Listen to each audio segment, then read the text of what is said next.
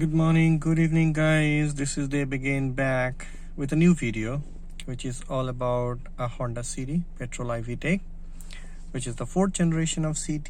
And I'm providing you a brief overview of all the controls in the Honda City's cabin. We will start one by one, and feel free to reach out to the comment section and give your comments in case you have any questions. I will try to address as soon as possible. Now, to start with, the very beginning is the dashboard, and the dashboard you start with three different dials. The first one, which is basically this one, is our RPM meter or tachometer, which tells you about the RPMs of the car is doing. The RPM starts from right about around 750 RPM when the vehicle is idle, and then as you rev up, it goes all the way till the red line, that's 7,000 RPM. Depends on the driving and the gearing you are preferring while you are driving on the road. The vehicle right now is start, and you can see it's right at 750 RPM. And then comes the speedometer. Speedometer have definitely the speed indication, which may vary a little as per the different conditions, like your tire, your accuracy of the calibration of the speedometer, etc. So it's pretty much 5% here and there, plus and minus, for most of the vehicles across the market.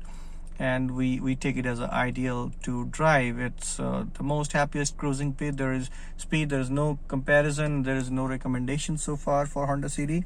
Everyone knows in the world it's a very much rev happy and peppy engine. You can drive as fast as you want with the cost of the fuel. Yes, as you drive faster, it consumes more fuel. I personally have done approximately 9,000 kilometers, as you see in the third dial, which is in the right hand side here.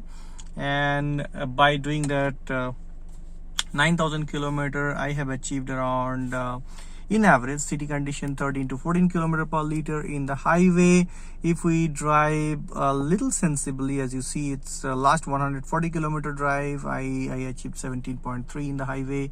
It can go up to 19 if you really drive sated and you control yourself to not enjoy the rev happiness of i-VTEC.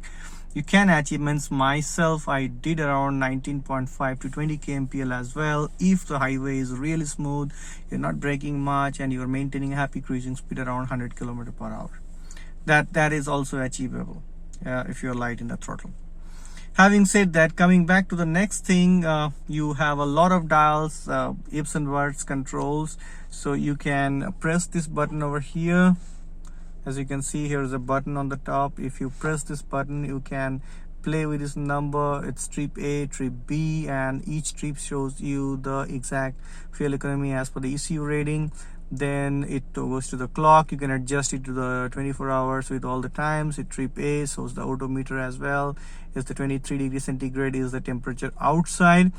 Going back to the steering wheels, now I will switch on the light for the ease of demonstrating. Now you can see this is the steering wheel, and in the steering wheel we have basically two sets of buttons. In the left hand side you have the audio control, where the left hand side says to go to the previous track, right hand side goes to the right next track.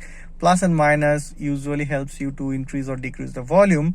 And in case you want to jump the folder from your SD card memory, you can hold the button for 5 seconds, it's jump to the next directory. In the similar way, if you hold the left hand side button for 5 seconds, it's jump to the previous directory.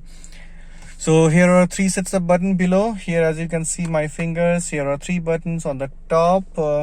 This button, if you see, sorry for the poor lighting, this button helps you to pick up the call, and the second button helps you to disconnect the call, and the third button is usually for voice command. Now you can give a set of voice command to the DigiPad version 1.0, and you can definitely take the privilege of using this button. In the right hand side you have the cruise control. Now cruise control, I will create a separate video to explain how the cruise control works. But if you see the cruise control here, you can switch it on right away. When you press once, you can see the cruise control is activated in the dashboard right here. So I will try to zoom on the video so you can see it very clearly. So this is the cruise control button. Once you switch it on, that cruise control glows, and if you switch it off, that cruise control goes off. Now once you cross 50 km/h speed, then only the cruise control comes in picture, and if the cruise control is activated, you can actually hit the set button here.